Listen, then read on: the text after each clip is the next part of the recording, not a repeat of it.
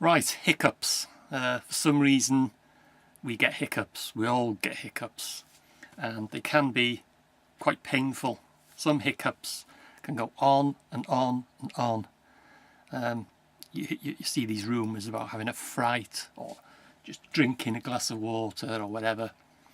But this method I'm going to show you now, guaranteed to cure hiccups. It'll stop your hiccups. Just get yourself a glass, put any liquid in it. It can be water, pop, milk, beer even, as long as it's a liquid in your glass. And you hold the glass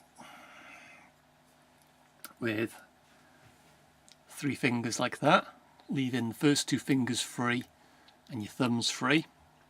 Okay, put the glass to your mouth, and with your first 2 fingers block your nose, and with your thumbs you block your ears, so you're in this sort of position. Okay.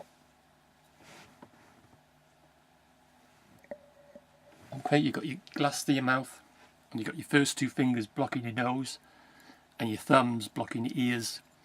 And when you're in that position, which I'll show you again. Okay.